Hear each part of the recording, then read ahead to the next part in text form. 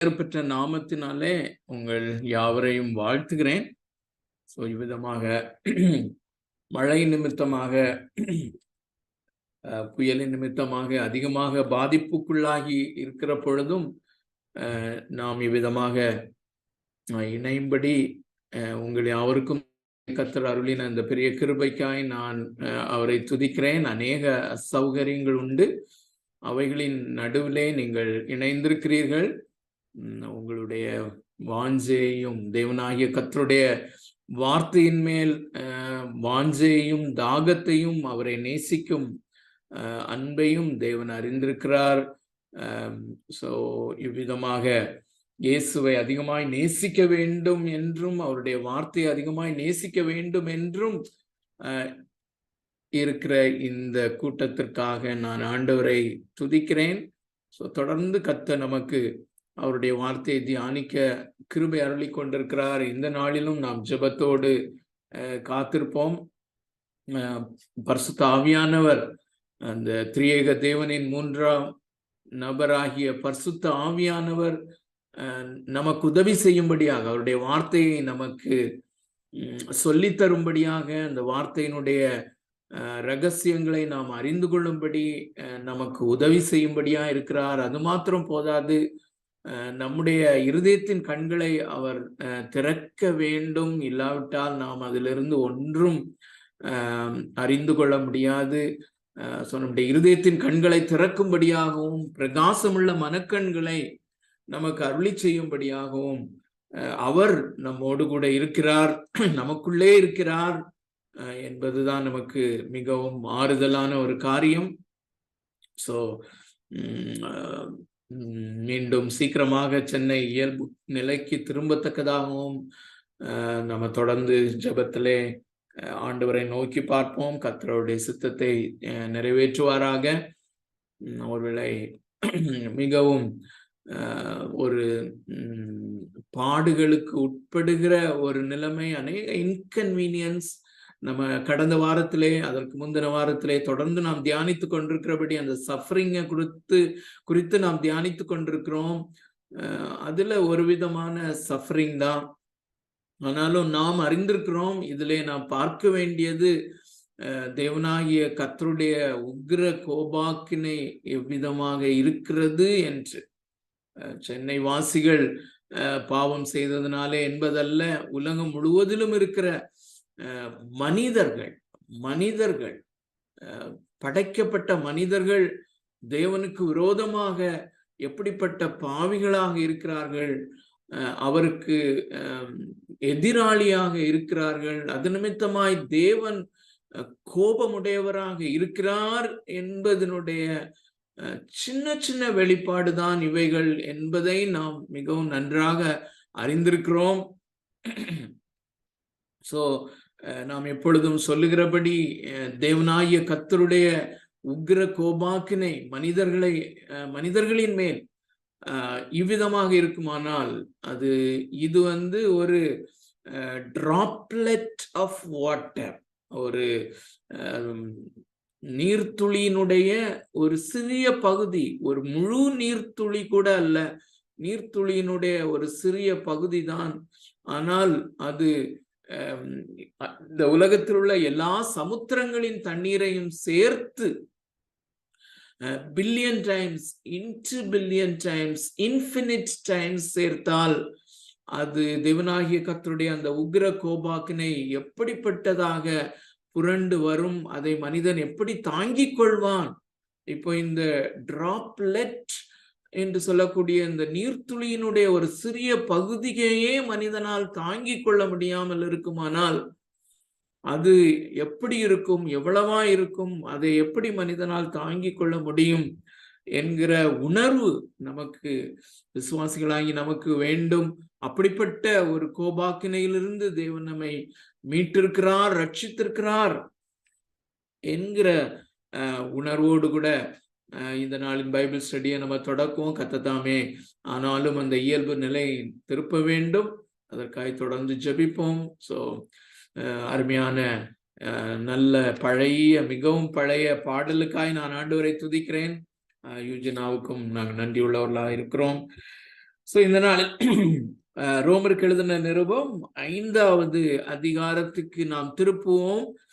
தயவு கூர்ந்து வேதாகமம் உங்களுடைய அறையிலே இருக்குமானால், நீங்கள் அறையிலே இருப்பீர்களே ஆனால் உங்களுடைய வேதாகமத்தை திறந்து நான் வாசிக்கும் பொழுது அதை தெளிவாக கேர்ஃபுல்லாக பின்பற்ற பரிசுத்த ஆவியானவர் உங்களுக்கு உதவி செய்வாராக. ஸோ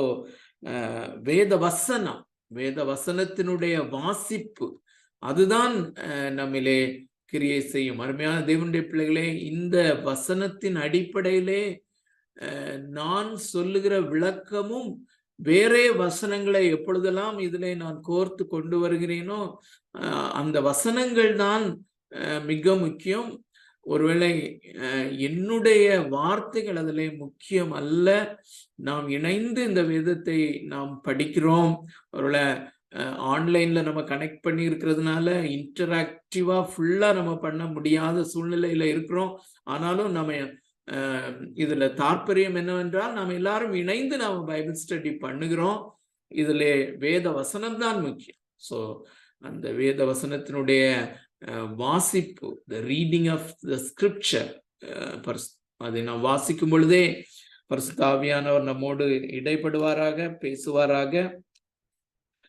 5வது அதிகாரம் 1வது வசனம் முதல் 11வது வசனம் வரையிலும் நான் வாசிக்கிறேன். 1வது வசனம் முதல் 11வது வசனம் வரையிலும் ஒரு செக்ஷன் ஆகையினாலே அதை முழுமையாய் நாம் படிப்போம். அதிலே 4 வசனங்களை நாம் ஏற்கனவே பார்த்து விட்டோம். இன்று 5வது வசனத்தை கர்த்தருக்கு சித்தமானால் நாம பார்க்க பரிசுத்த ஆவியானவர் நமக்கு உதவி செய்வாராக. இவ்விதமாக நாம் விசுவாசத்தினாலே நீதிமான்கள் ஆக்கப்பட்டிருக்கிறபடியால் நம்முடைய கர்த்தராகிய இயேசு கிறிஸ்து மூலமாய் தேவனிடத்தில் சமாதானம் பெற்றிருக்கிறோம். அவர் மூலமாய் நாம் இந்த கிருபையில் பிரவேசிக்கும் சிலாக்கியத்தை விசுவாசத்தினால் பெற்று நிலை கொண்டிருந்து தேவ மகிமை அடைவோம் என்கிற நம்பிக்கையினாலே மேன்மை பாராட்டுகிறோம். அது மாத்திரமல்ல, உபத்திரவம் பொறுமையையும், பொறுமை பரீட்சையும், பரீட்சை நம்பிக்கையையும் உண்டாக்கும் என்று நாங்கள் அறிந்து உபத்திரவங்களிலேயும் மேன்மை பாராட்டுகிறோம். மேலும் நமக்கு அருளப்பட்ட பரிசுத்த ஆவியினாலே தேவ அன்பு நம்முடைய இருதயங்களில் ஊற்றப்பட்டிருக்கிறபடியால் அந்த நம்பிக்கை நம்மை வெட்கப்படுத்தாது. அன்றியும் நாம் பலனற்றவர்களாய் இருக்கும் போதே குறித்த காலத்தில் கிறிஸ்து அக்கிரமக்காரருக்காக மரித்தார். நீதிமானுக்காக ஒருவன் மரிக்கிறது அரிது, நல்லவனுக்காக ஒருவேளை ஒருவன் மரிக்க துணிவான். நாம் பாவிகளாய் இருக்கையில் கிறிஸ்து நமக்காக மரித்ததினாலே தேவன் நம்மேல் வைத்த தமது அன்பை விளங்க பண்ணுகிறார். இப்படி நாம் அவருடைய இரத்தத்தினாலே நீதிமான்கள் ஆக்கப்பட்டிருக்க கோபாக்கினைக்கு நீங்களாக்க அவராலே நாம் ரட்சிக்கப்படுவது அதிக நிச்சயமாமே. நாம் தேவனுக்கு சத்துருக்களாய் இருக்கையில் அவருடைய குமாரனின் மரணத்தினாலே அவருடனே ஒப்புரவாக்கப்பட்டோமானால் ஒப்புரவாக்கப்பட்ட பின் நாம் அவருடைய ஜீவனாலே ரட்சிக்கப்படுவது அதிக நிச்சயமாமே. அதுவும் அல்லாமல் இப்பொழுது ஒப்புரவாக்குதலை நமக்கு கிடைக்க பண்ணின நம்முடைய கர்த்தராகிய இயேசு கிறிஸ்து மூலமாய் நாம் தேவனை பற்றியும் மேன்மை பாராட்டுகிறோம். அருமையான தேவனுடைய பிள்ளைகளை, இந்த பேசேஜை நாம என்ன தலைப்பின் கீழ் பார்த்து வருகிறோம் என்றால், the benefits of justification by faith. விசுவாசத்தினாலே நீதிமான்கள் ஆக்கப்பட்டதனுடைய பயன்கள், அல்லது விசுவாசத்தின் மூலமாய் நீதிமான் என்று பிரகடனப்படுத்தப்பட்டவர்களின் ஆசீர்வாதங்கள், நீதிமான் ஆக்கப்பட்டவர்களின் அல்லது விசுவாசத்தினாலே நீதிமான் என்று பிரகடனப்படுத்தப்பட்டவர்களுக்கு கிடைக்கும் ஆசீர்வாதங்கள், அல்லது விசுவாசத்தினாலே நீதிமானாக பிரகடனப்படுத்தப்பட்டவர்களுக்கு கிடைக்கும் பலன்கள் அல்லது பயன்கள். நீதிமான்கள் என்று பிரகடனப்படுத்தப்பட்டதனுடைய பயன்கள், ஆசீர்வாதங்கள் என்று ஒரு தலைப்பை நாம போட்டிருக்கிறோம். அது மாத்திரமல்ல, பிதாவினுடைய வீட்டின் ஆசீர்வாதங்கள் இந்த இளைய குமாரன் மனம் திரும்பி பிதாவினுடைய வீட்டிலே வரும்போது அவனுக்கு அந்த பிதாவினுடைய வீட்டிலே கிடைக்கிற அந்த மேன்மையான மகிமையான ஆசீர்வாதங்களை தான் நாம் இங்கே பார்க்கிறோம் என்றும் நாம் பார்த்து கொண்டிருக்கிறோம். ஸோ 5 காரியங்களை நாம் பார்த்து விட்டோம் ஏற்கனவே. அவைகளை பிரீஃபா நம்ம பார்த்துட்டு 5வது வசனத்துக்கு நம்ம வருவோம். ஸோ முதலாவதாக சமாதானம் என்று நம்ம பார்த்தோம். 1வது வசனத்திலே இவ்விதமாக நாம் விசுவாசத்தினாலே நீதிமான்கள் ஆக்கப்பட்டிருக்கிறபடியால் நம்முடைய கர்த்தராகிய இயேசு கிறிஸ்து மூலமாய் தேவனிடத்தில் சமாதானம் பெற்றிருக்கிறோம். ஸோ தேவன் பொதுவாக மனிதன் பாவியாக பிறக்கிறபடியினாலே தேவனாகிய கர்த்தர் மனிதன் மேலே உக்கிர கோபமுடையவராக இருக்கிறார். அந்த கோபத்தை அது தவிர்க்கப்படாமல் அல்லது கோபத்தினுடைய நிவாரணம் செய்யப்படாமல் இருக்குமானால் அவன் மரிக்கும் போது நித்திய நரக ஆக்கினைக்கு தான் அவன் செல்ல வேண்டும் என்று நாம் அறிந்திருக்கிறோம். ஸோ இந்த தேவன் மனிதனுக்கு விரோதமாக கோபத்தோடு இருக்கும்போது, உக்கிர கோபாக்கினையோடு கூட இருக்கும்போது, உக்கிர கோபத்தோடு கூட இருக்கும்போது அந்த பாவியான மனிதன் இயேசு கிறிஸ்துவை விசுவாசிக்கும் பொழுது, இயேசு கிறிஸ்து அவனுக்காக செய்து முடித்த அந்த கிரியைகளை சிலுவையிலே கோப நிவாரண பலியாக அவனுக்காக பலியிடப்பட்டது, தேவனால் பலியிடப்பட்டதை தேவன் அவரை ஒப்பு கொடுத்தார் என்று நாம் அறிந்திருக்கிறோம். சோ நம்முடைய பாவங்களுக்காக தேவனாய கர்த்ததாமே இயேசு கிறிஸ்துவை கோப நிவாரண பலியாக ஒப்பு கொடுத்தார். இந்த காரியத்தை ஒரு மனிதன் விசுவாசிக்கும் போது அவன் நீதிமான் என்று பிரகடனப்படுத்தப்படுகிறான். அதோடு கூட சேர்ந்து கிடைக்கிற மிகப்பெரிய ஆசீர்வாதம் என்னவென்றால் அவன் அந்த தேவனோடு கூட சமாதானம் பெற்றிருக்கிறான். அருமையான தேவனுடைய பிள்ளைகளே, சமாதானம் பெற்றிருக்கிறோம். 2வது ஆக்சஸ் டு கிரேஸ், கிருபையிலே பிரவேசிக்கும் ஸ்லாக்கியத்தை நாம் பெறுகிறோம். அல்லது இந்த பக்கிங்ஹாம் பேலஸை காட்டிலும் பில்லியன் மடங்கு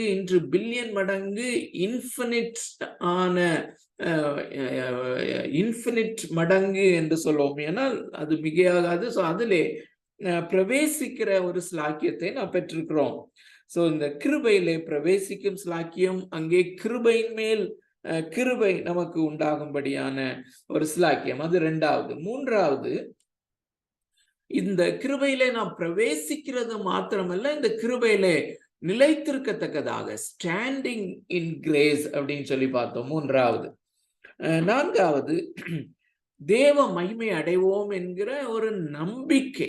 நமக்கு ஒரே ஒரு நம்பிக்கை இருக்கிறது, அது நம்மை வெட்கப்படுத்தாத நம்பிக்கை என்று நாம் பார்த்திருக்கிறோம். இந்த கிறிஸ்தவ நம்பிக்கை நீதிமான் என்று தேவனால் பிரகடனப்படுத்தப்பட்ட எவனுக்கும் யாருக்கும் இந்த ஒரு நம்பிக்கை உண்டாகிறது. அது என்ன நம்பிக்கை?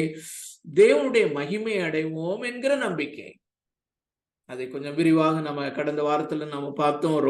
ரோமருக்கு எழுதின நிருபம் 8வது அதிகாரத்தின்படி நமக்கு சரீர மீட்பு உண்டாகும், தேவ மகிமையை நம்முடைய சரீரத்திலே அடைவோம்.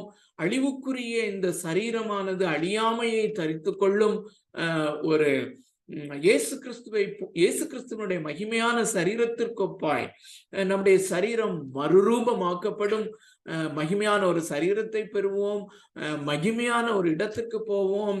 இயேசு கிறிஸ்துவனுடைய அந்த மகிமையிலே நாம் பங்காளிகளாக நம்ம மாறுவோம் அப்படின்னு சொல்லி நிறைய வசன பகுதிகளை நாம பார்த்தோம்.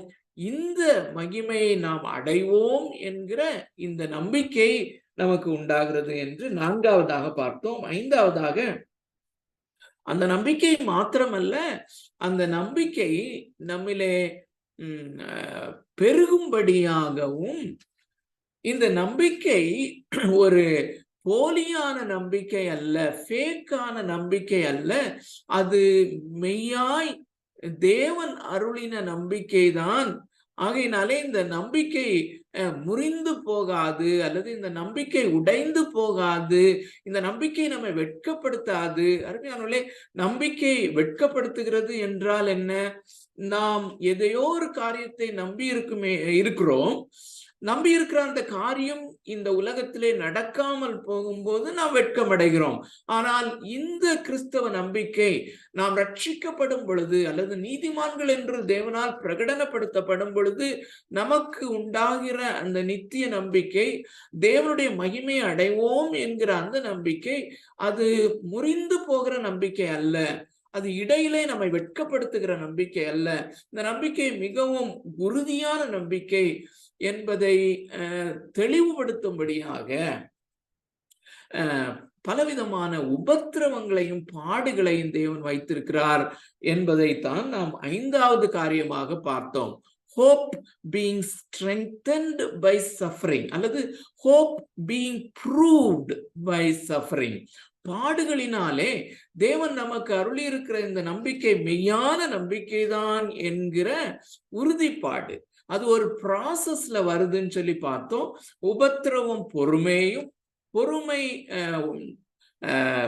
பரீட்சையும், அதாவது பரீட்சிக்கப்பட்ட தன்மையையும், பொறுமை பரீட்சையும், பரீட்சை நம்பிக்கையை உண்டாக்குகிறது என்று அறிந்து உபத்திரவங்களிலேயும் மேன்மை பாராட்டுகிறோம் என்கிற மகா பெரிய காரியத்தை நம்ம பார்த்தோம். இன்னும் ஒரு வசனத்தை அந்த உபத்திரவத்துல நம்ம வாசிடலாம். 1 பேதுரு, கடந்த வாரத்துல நான் நினைக்கிறேன் இந்த வசனத்தை நான் வாசிக்கல அப்படின்னு சொல்லி, ஆனால் இதை வாசிப்பது மிகவும் நல்லது. 1 பேதுரு 1வது அதிகாரம் நமக்கு ஃபெமிலியரான ஒரு வசனம் தான், ஆனாலும் கடந்த வாரத்துல இது வாசிக்கல, அதனால இதை நிச்சயமாய் வாசிக்கிறது நல்லது. 1 பேதுரு 1வது அதிகாரம் 6வது வசனமும் 7வது வசனமும் நான் உங்களுக்காக வாசிக்கிறேன். உங்களுடைய வேதாகமத்தில் எதை பாருங்கள்.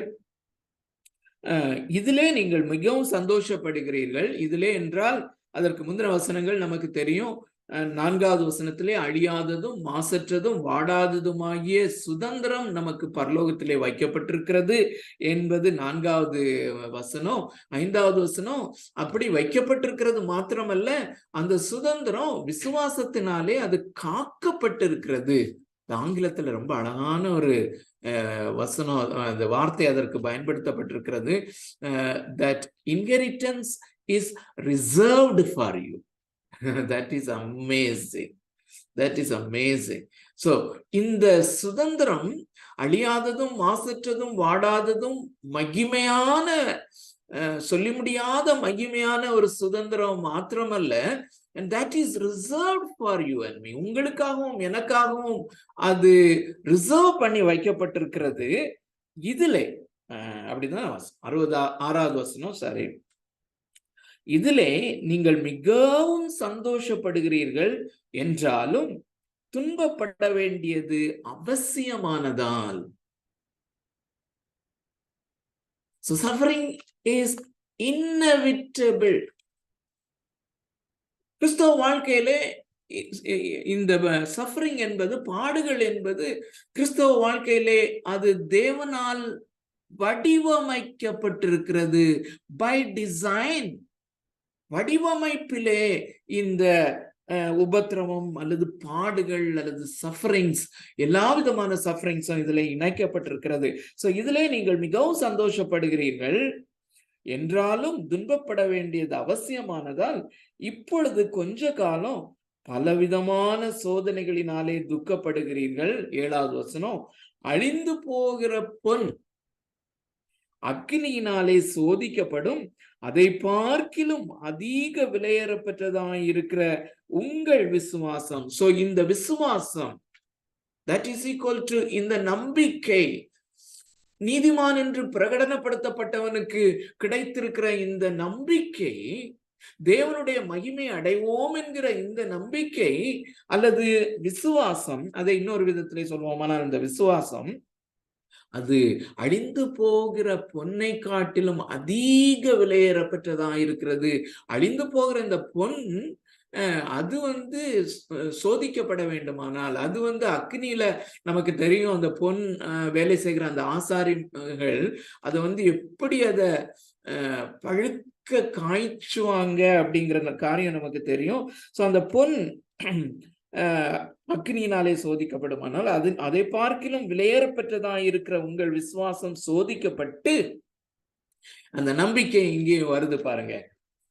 இயேசு கிறிஸ்து வெளிப்படும் போது உங்களுக்கு புகழ்ச்சியும் கனமும் மகிமையும் உண்டாக காணப்படும். இப்போது அல்ல அப்படிங்கிறது ஒரு பாயிண்ட் டு பி நோட்டட்.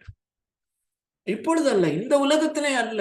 இந்த உலகத்திலே நமக்கு எதுவும் கிடைக்கும் என்று வாக்கு பண்ணப்படவில்லை. அருமையான தேவனுடைய பிள்ளைகளே, ஒருவேளை நம்முடைய மனதிலே எழலாம், அப்படியானால் இந்த உலகத்திலே ஆண்டவர் ஒன்றுமே செய்ய மாட்டாரா? எல்லாவற்றையும் செய்வார். அருமையான தேவனுடைய பிள்ளைகளே, அவர் நம்முடைய பிதாவாக இருக்கிறார், நாம் அவருடைய பிள்ளைகளாக இருக்கிறோம். சோ பிள்ளைகளுக்கு என்னெல்லாம் தேவை, பிதாவாகிய தேவனை மகிமைப்படுத்துகிற ஒரு வாழ்க்கைக்கு நமக்கு என்னெல்லாம் சரீர பிரகாரமாக தேவையோ அவைகளை எல்லாவற்றையும் அருளுகிறவர் தான். ஆனால் ஒரு வித்தியாசமான உலக பிரகாரமான மக்கள் எதிர்பார்க்கிற அப்படிப்பட்ட காரியங்களை நிச்சயமாக அவர் நமக்கு வாக்கு பண்ணப்படவில்லை. நன்றாக அதை திரும்பமாக கவனிங்க.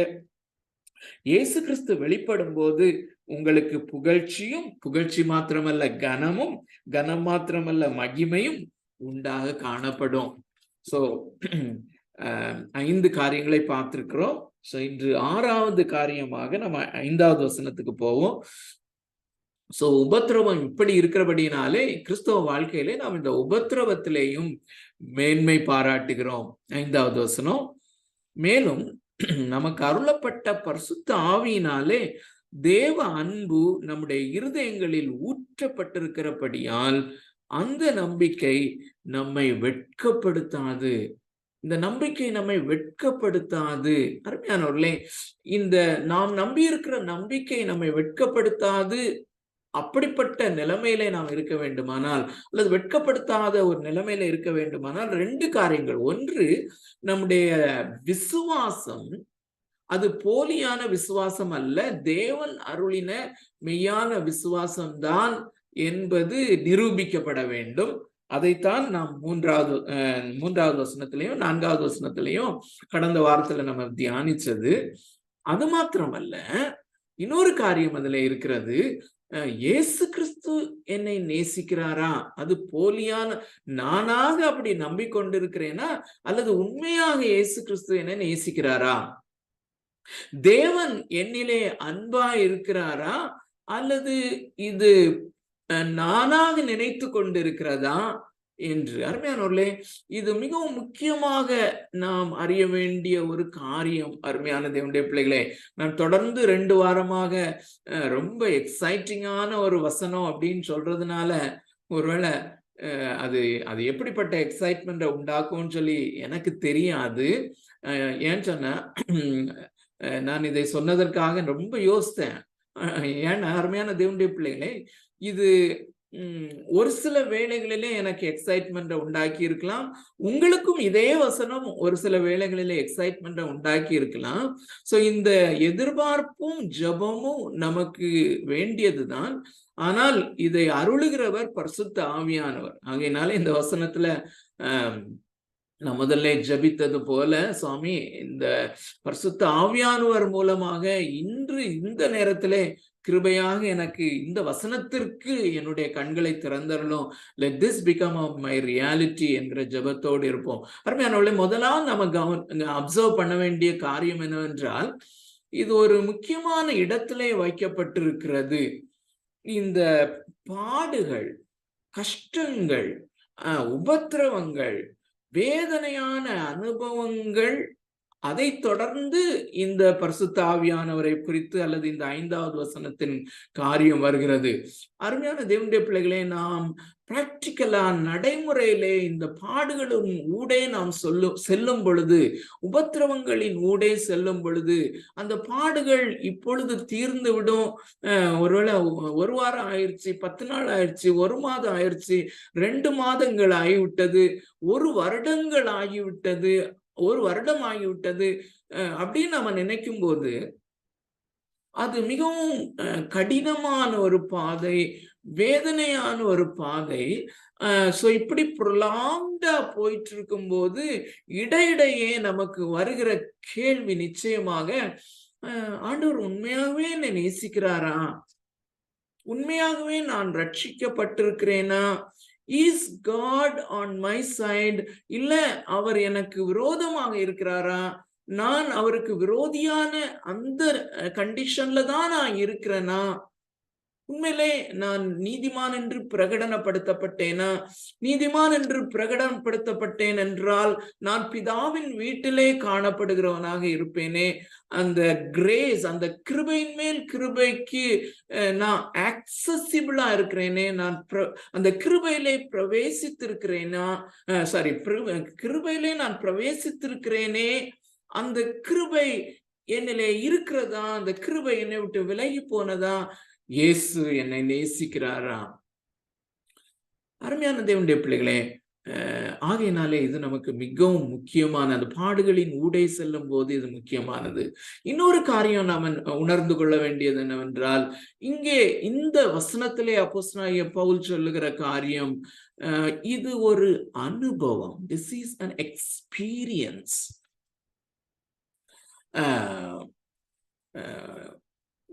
தேவன் தன்னுடைய ஒரே பேரான குமாரனை விசுவாசிக்கிறவன் எவனோ அவன் கெட்டு போகாமல் நித்திய ஜீவனை அடையும்படி அவரை தந்தருளி இவ்வளவாய் உலகத்தில் அன்பு கூர்ந்தார் அப்படின்னு சொல்லி ஒரு வசனத்தை நம்ம படிக்கிறோம் யோவான் 3:16.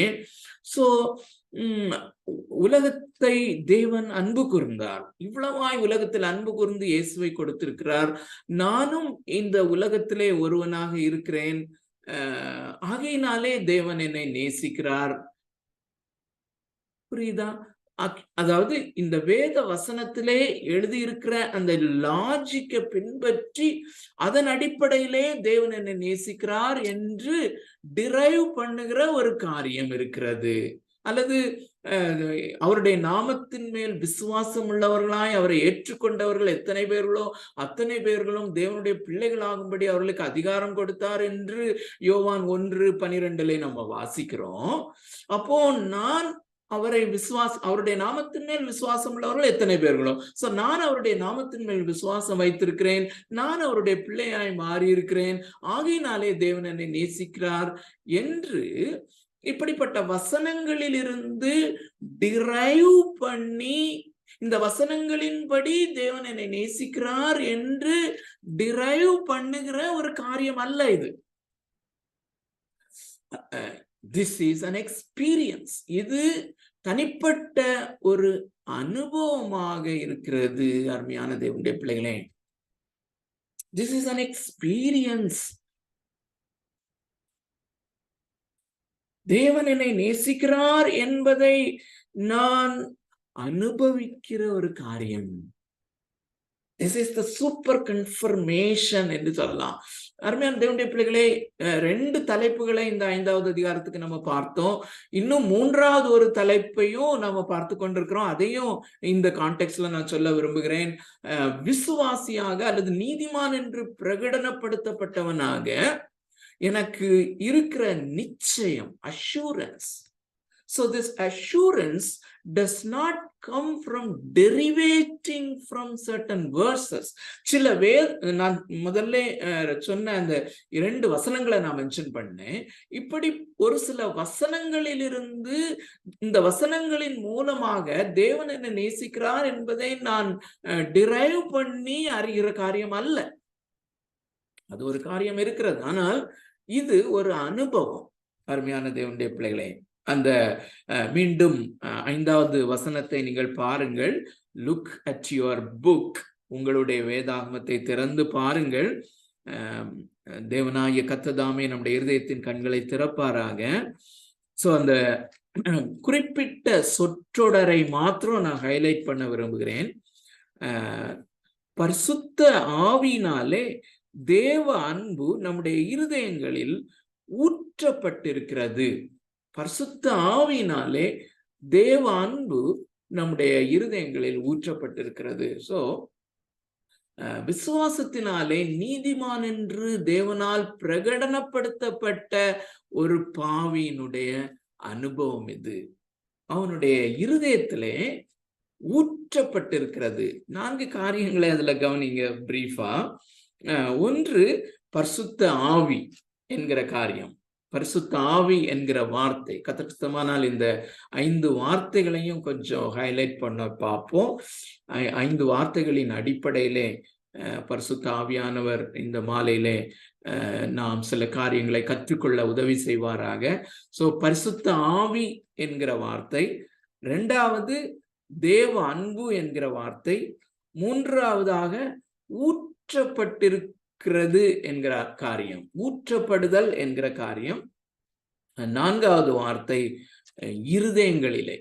ஸோ இந்த 4ஐயும் நீட்டா வேர்ட் பை வேர்ட் நம்ம பார்க்க முடியாது. ஏனென்றால் இந்த 4ம் ஒன்றோடொன்று பின்னி பிணைந்ததாக இருக்கிறது. ஆகையினாலே மிக்சடா கூட நம்ம பார்ப்போம். ஆனால் இந்த 4 வார்த்தையையும் உங்களுடைய இருதயத்திலே பதித்து கொள்ள பரிசுத்த ஆவியானவர் இந்த மாலையிலே நமக்கு உதவி செய்வாராக. சோ ஒன்று, பரிசுத்த ஆவியானவர். அருமையான தேவனுடைய பிள்ளைகளே, இயேசு கிறிஸ்து தன்னுடைய சீஷர்களை விட்டு எழுத்தின்படி சரீரத்தின்படி அவர் பிரிவதற்கு முன்பதாக, அல்லது அவர் சிலுவைக்கு நேராக சென்று அதுக்கு பிறகு இந்த சீஷர்களோடு கூட அவருடைய அந்த சரீர பிரகாரமான உறவு முறிக்கப்படும் முன்பதாக அவர்களோடு பேசின அநேக மிக மிக முக்கியமான காரியங்களிலே ஒரு காரியம், நான் போவது உங்களுக்கு பிரயோஜனமாயிருக்கும் என்று சொல்லுகிறார். My going will be beneficial to you.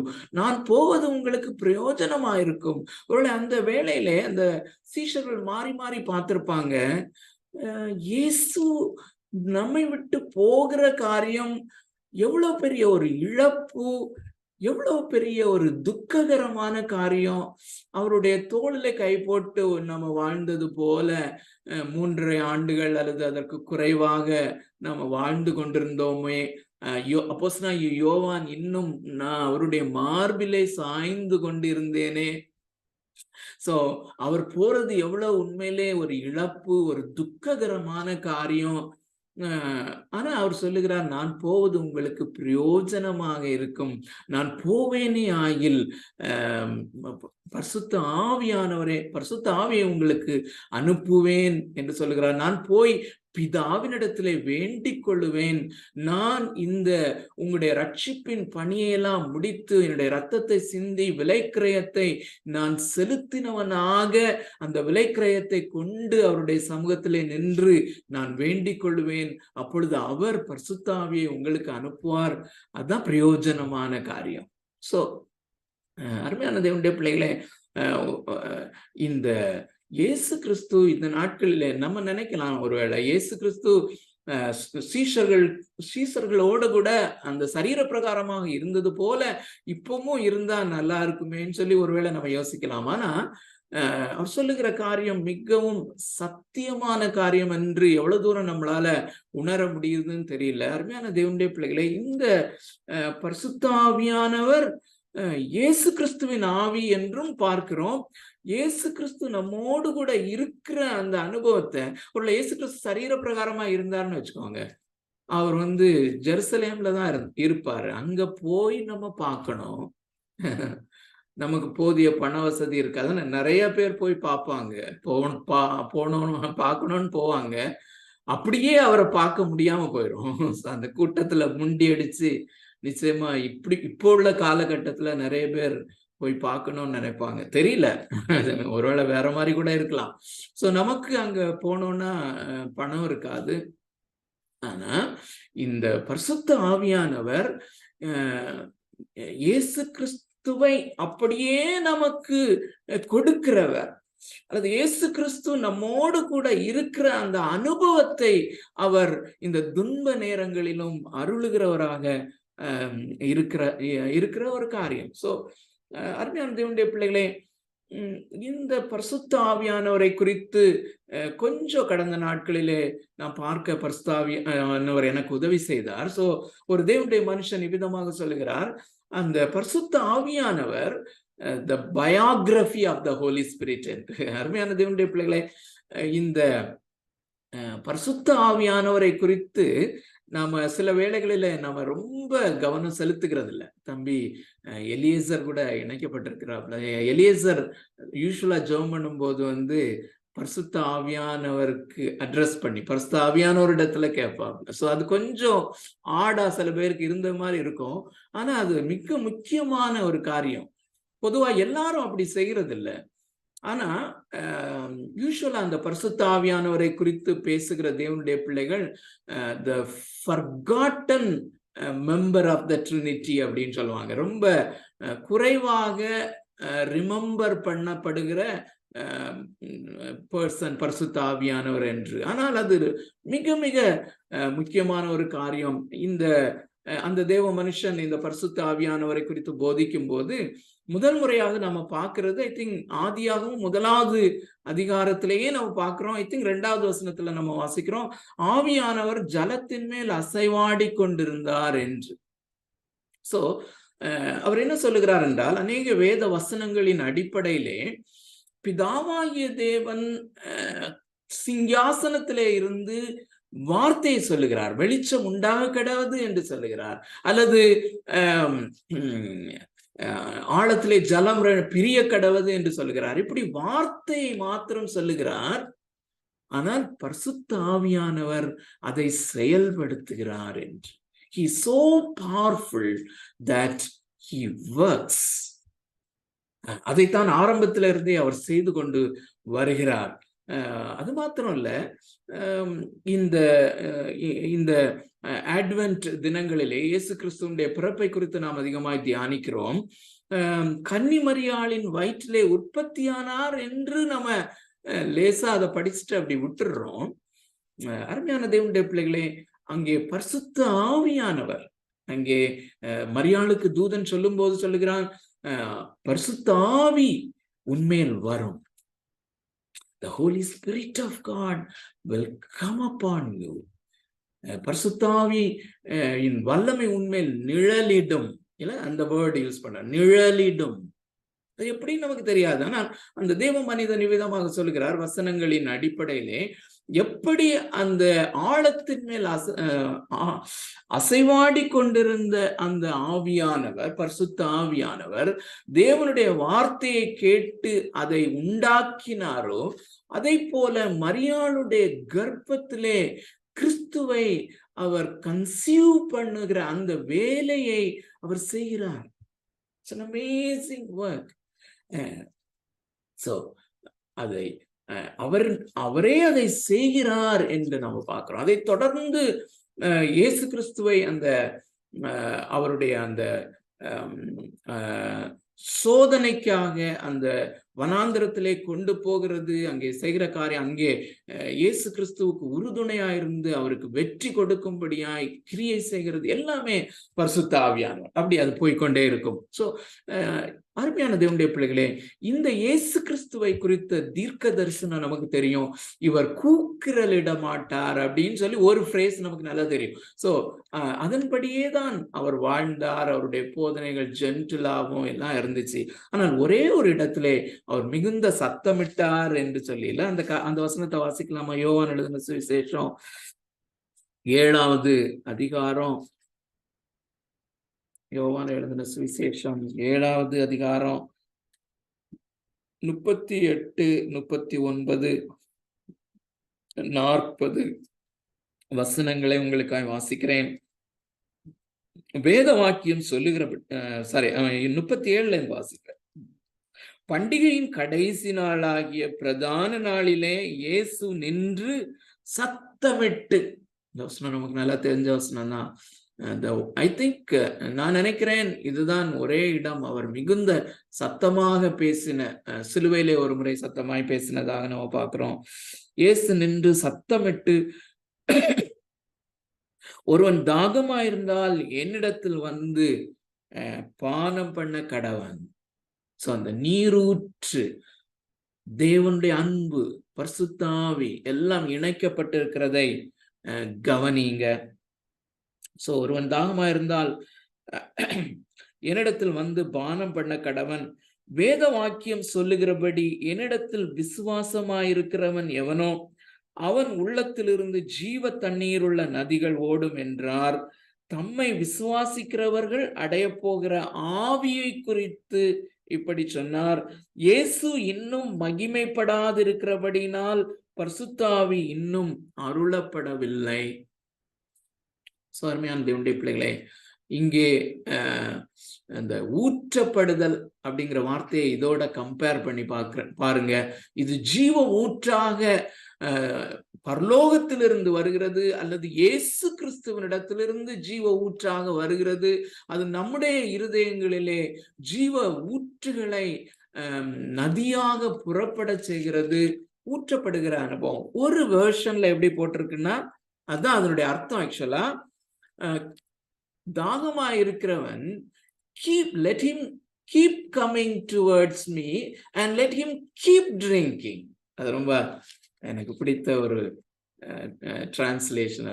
அதுதான் அந்த மீனிங். ஆக்சுவலா என்னை விசுவாசிக்கிறவன் என்றால், நல்ல கவனிங்க அருமையான தேவனுடைய பிள்ளைகளே, யோவான் எழுதின சுவிசேஷத்திலே இந்த எக்ஸ்பிரஷன் தான் தொடர்ந்து விசுவாசிக்கிறவன் என்று எழுதியிருந்தாலும் தொடர்ந்து விசுவாசித்து கொண்டிருக்கிறவன் என்று பொருள்படும். அது ரொம்ப முக்கியம். சோ இயேசு கிறிஸ்துவினிடத்திலே தொடர்ந்து வந்து கொண்டிருக்கிறவனும், இயேசு கிறிஸ்துவிலே தொடர்ந்து விசுவாசித்து கொண்டிருக்கிறவனும் தொடர்ந்து அவருடைய ஆவியின் அந்த ஊற்றுதலை பெற்று கொண்டிருப்பான்.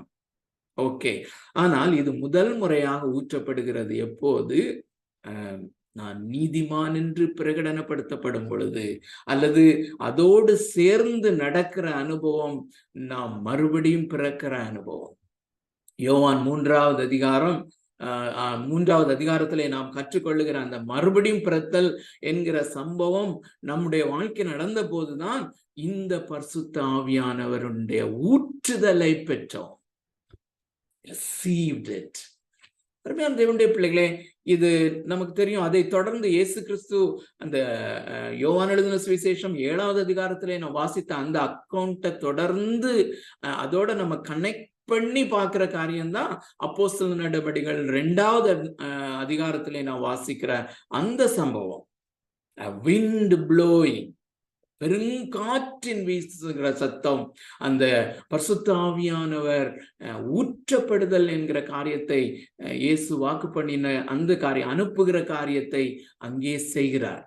ஒரு தேவனுடைய மனுஷன் இதை குறித்து போதிக்கும் போது இவ்விதமாய் சொல்லுகிறார். ரொம்ப அருமையான ஒரு இல்லஸ்ட்ரேஷன். ஒரு பெரிய டேம் கட்டுறாங்க. அந்த டேம ஒரு நம்முடைய கலாச்சாரத்தின்படி என்றால் ஒரு மினிஸ்டர் அல்லது சீஃப் மினிஸ்டர் வந்து ஒரு பெரிய டேம்னு வச்சுக்கோங்க, அதை அவர் திறக்கிறார். சோ அந்த திறக்கிற திறப்பு விழாதான் அந்த அப்போஸ்தலர் நடபடிகள் 2வது அதிகாரத்தினுடைய அனுபவம். திறப்பு விழா நடத்தப்பட்டது. the grand pouring out has happened.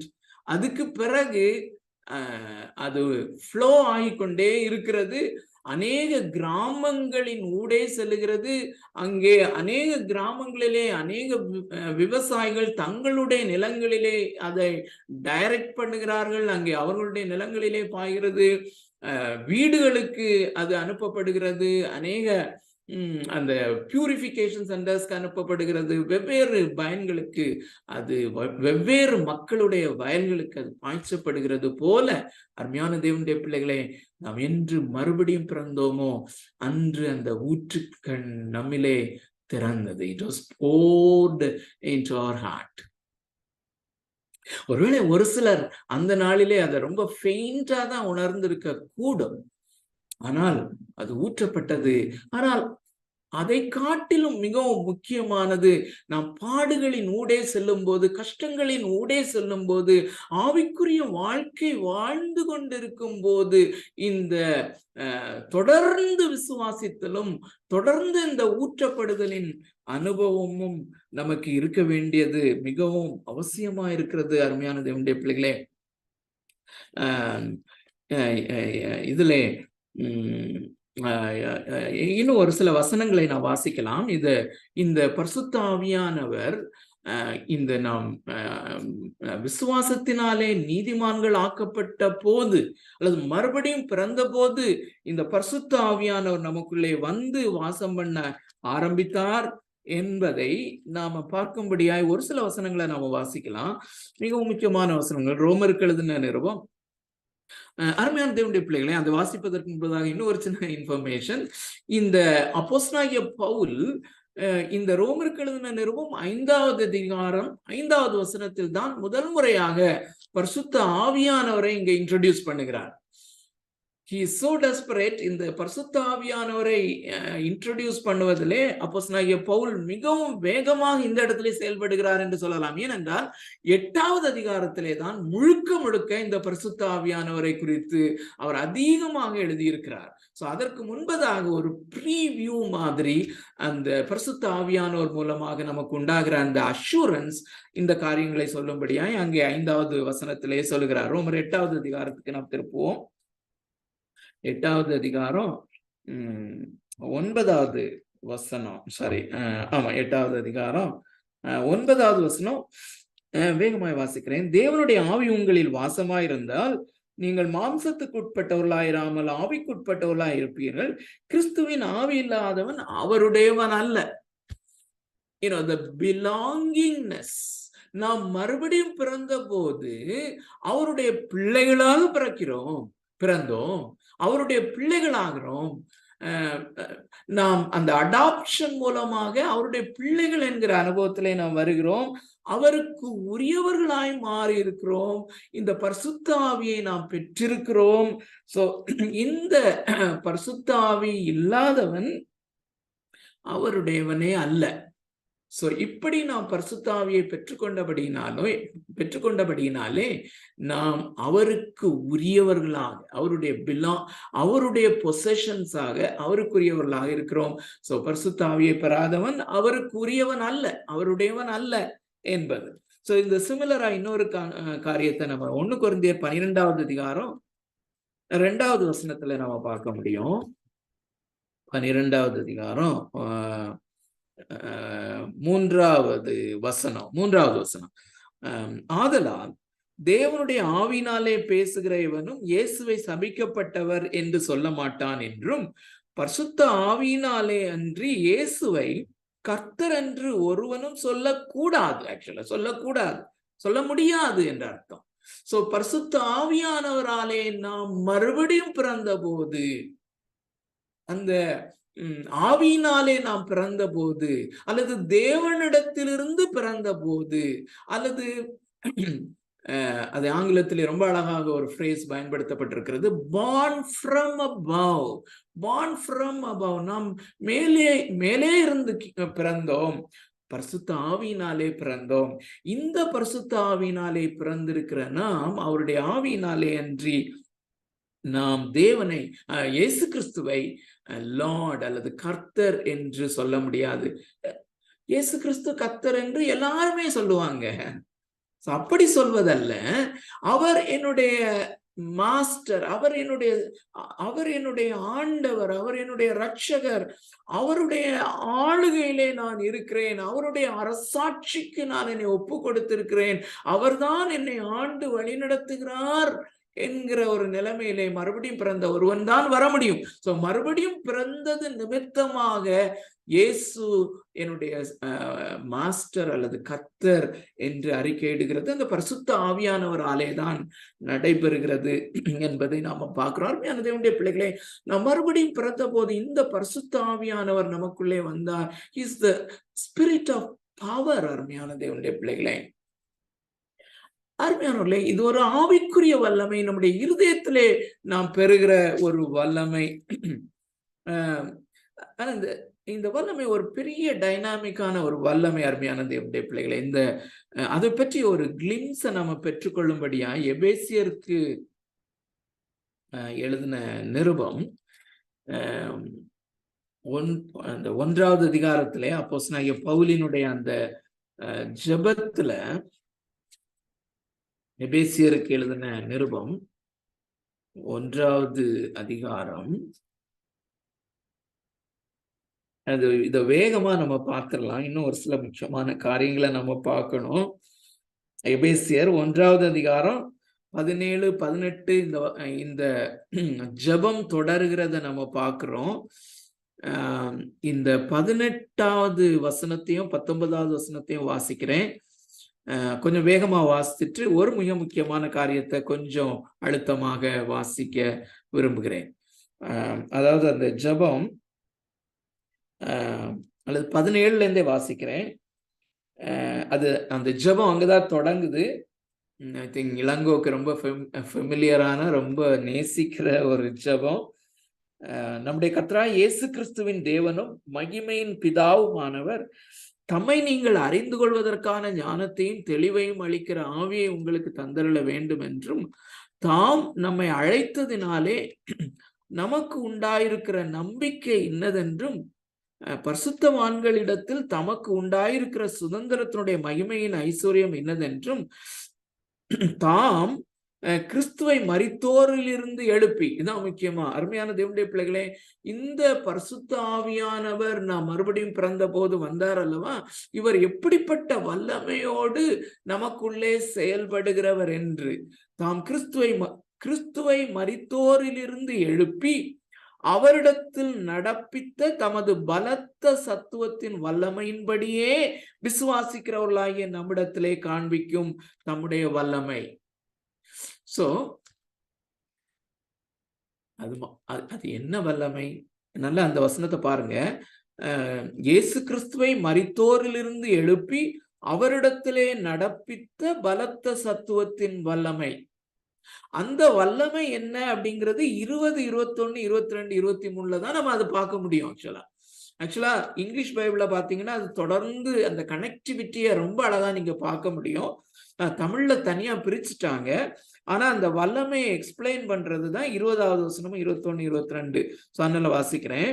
So அதோட கனெக்ட் பண்ணி வாசிக்கிறேன். தாம் இயேசு கிறிஸ்துவை மரித்தோரிலிருந்து எழுப்பி, இப்போ 20வது வசனம், எல்லா துரைத்தனத்துக்கும் அதிகாரத்துக்கும் வல்லமைக்கும் கர்த்தத்துவத்துக்கும் இம்மையில் மாத்திரமல்ல மறுமையிலும் பெயர் பெற்றிருக்கும் எல்லா நாமத்துக்கும் மேலாய் அவர் உயர்ந்திருக்கத்தக்கதாக அவரை உன்னதங்களில் தம்முடைய வலது பார்சத்தில் உட்கார்ந்திருக்கும்படி செய்து எல்லாவற்றையும் அவருடைய பாதங்களுக்கு கீழ்ப்படுத்தி எல்லாவற்றையும் எல்லாவற்றாலும் நிரப்புகிறவருடைய நிறைவாகிய சரீரமான சபைக்கு அவரை எல்லாவற்றுக்கும் மேலாக தலையாக தந்தருளின இந்த வல்லமையின்படியே உங்களுக்குள்ளே கிரியை செய்கிற வல்லமை. What an amazing power it is. இது விளங்கிக்கிடவே முடியாது. It's very difficult. நாகர்கோயில்ல நான் என்னுடைய RLTC கிளாஸ்ல இதை I was trying to, but என்னால முடியல. அவ்வளவு அந்த பேக்கேஜ் ஆஃப் த பவர், அந்த பரிசுத்த ஆவியானவருடைய வல்லமை. அருமையான தேவனுடைய பிள்ளைகளே, ஒரு பாவியான ஒரு மனுஷன், மிகவும் பலவீனமான ஒரு மனுஷன் இந்த இயேசுவிடத்துல விசுவாசம் வைக்கும் போது அவனுடைய ஆவி உயிர்ப்பிக்கப்படுவது மாத்திரமல்ல, அவன் நீதிமான் என்று இருதயத்திலே பிரகடனப்படுத்தப்படுகிற காரியத்தோடு அவனுக்குள்ளே வந்து வாசம் பண்ணுகிற அந்த பரிசுத்த ஆவியானவர் இத்தனையாய் வல்லமை உள்ளவர். ஆகையினாலே நாம் பாடுகளின் ஊடே செல்லும் போது, உபத்திரவங்களின் ஊடே செல்லும் பொழுது, வேதனையின் அனுபவங்களின் ஊடே செல்லும் போது இவ்வளவு பெரிய வல்லமையோடு நமக்குள்ளே என்ன செய்கிறார் அப்படிங்கிற காரியம், தேவ அன்பை ஊற்றி இருக்கிறார். He has come with such a power, with the sweetness of the love of God. அருமையான தேவனுடைய பிள்ளைகளே, ஒருவேளை நாம் மறுபடியும் பிறந்த அந்த நாட்களிலே இது ஒருவேளை ஃபீபிளாக இருக்கலாம். இந்த காரியம் சரிதான். அருமையான தேவனுடைய பிள்ளைகளே, பரிசுத்த ஆவியானவர் ஒரு பீஸ் மீலா வர்றதில்ல, கொஞ்சம் கொஞ்சமா வர்றதில்ல. பரிசுத்த ஆவியானவர் என்பவர் ஒரு பர்சன், ஒரு நபர் என்பதெல்லாம் சரிதான். ஆனாலும் அந்த பரிசுத்த ஆவியானவர் ஜலத்தின் மேல் அசைவாடி கொண்டிருந்தவர், அவர் ஒரு வெள்ளத்தை போல ஊற்றப்படுகிறவர். அருமையான தேவனுடைய பிள்ளைகளை நம்ம இன்னைக்கு பார்க்க முடியாதுன்னு நினைக்கிறேன். 6வது வசனத்திலிருந்து 11வது வசனம் வரையிலும் இருக்கிற காரியங்களினுடைய சாராம்சம் என்னன்னு நான் சொல்லிடுறேன். இந்த தேவ அன்பு நம்முடைய பரிசுத்த ஆவியானவர் நமக்குள்ளே ஊற்றப்பட்ட போது நம்முடைய இருதயங்களிலே தேவனுடைய அன்பு ஊற்றப்பட்டிருக்கிறது அப்படின்னு சொல்லும் போது, இந்த அன்பு எப்படி வருகிறது என்றால், அதற்கு ஆங்கிலத்திலே ஒரு நல்ல பெயர், this love is a mediated love. அப்படின்னா இது ஒரு மத்தியஸ்தம் செய்கிற ஒரு காரியத்தின் ஊடே வருகிறது, அல்லது ஒரு ஒரு ஒரு ஒரு டூல் மூலமாக வருகிறது.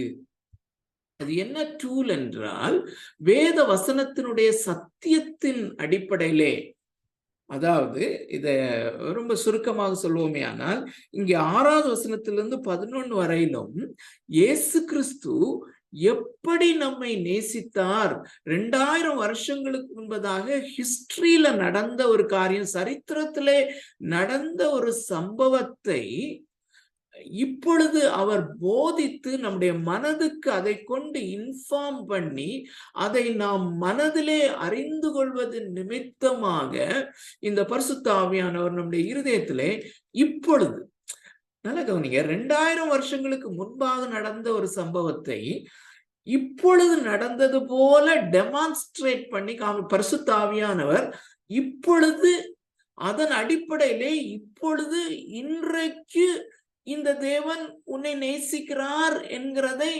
ரியாலிட்டியில கொண்டு வந்து காண்பிக்கிறார் என்பதை காட்டிலும் அதை ருசி பார்க்கும்படி செய்கிறார், அதை ரசிக்கும்படி செய்கிறார். சோ அந்த 5 நம்ம பார்க்கிறோம்ல, அந்த ருசி பார்க்கிற ஒரு காரியம், ரசிக்கிற ஒரு காரியம், நிலத்தையும் கொழுப்பையும் உண்டது போல பூரணமாக என்னுடைய ஆத்மா திருப்தி அடைகிறது, என்னுடைய இருதயம் திருப்தி அடைகிறது என்கிற ஒரு எக்ஸ்பீரியன்ஸ்குள்ள நடத்துகிறார். இந்த எக்ஸ்பீரியன்ஸ் உடைய இன்டென்சிட்டி இன்றைக்கு ஒரு விதமாக இருக்கலாம், நாளைக்கு ஒரு விதமாக இருக்கலாம், 2 நாள் கழிச்சு அமேசிங்கான முறையில பெரிய ஒரு அந்த டேம திறந்து விட்ட மாதிரி இருக்கலாம். So it varies. ஆனா அருமையான தேவனுடைய பிள்ளைகளே, இதை அதுக்காக தான் அந்த ஒரு வெர்ஷன், அதாவது யோவான் எழுதின சுவிசேஷம் 7வது அதிகாரத்துல நம்ம படித்த அந்த வேத பகுதியை இன்னொரு வெர்ஷன்ல, keep coming to me, keep on believing, keep on receiving. என்னுடைய சமூகத்திலே வந்து கொண்டே இருங்கள் என்று இயேசு சொல்லுகிறார். என்னுடைய சமூகத்திலே வந்து கொண்டே இருங்கள், என்னை விசுவாசித்து கொண்டே இருங்கள். என்னை அதிகமாய் விசுவாசிக்க அல்லது என்னிடத்திலே நீங்கள் அதிகமாக நெருக்கமாக வர பரிசுத்த ஆவியானவருடைய ஊற்றப்படுதல், அதாவது என்னுடைய அன்பு, தேவனுடைய அன்பு உங்களுடைய இருதயங்களிலே ஊற்றப்படுதல் அதிகமாக இருக்கும் என்று சொல்லி, அருமையானவர்களே, இது ஒரு ஏற்று சுரக்காய் அல்லது எக்ஸ்பீரியன்ஸ். இந்த இது ஒரு இந்த எபேசியருக்கு எழுதின நிருபம் 3வது அதிகாரத்துல ஒரு மரம் இந்த அன்பு என்கிற ஒரு சாயில், தேவ அன்பு என்கிற ஒரு மண்ணிலே அல்லது ஒரு சாயில நாட்டப்பட்ட ஒரு மரமாக சித்தரிக்கிறத நம்ம பார்க்கிறோம். அது மட்டும் வாசித்தல்லாம கடைசியா நம்ம எபேசியருக்கு எழுதின நிருபம் 3வது அதிகாரம், எபேசியர் 3வது அதிகாரம்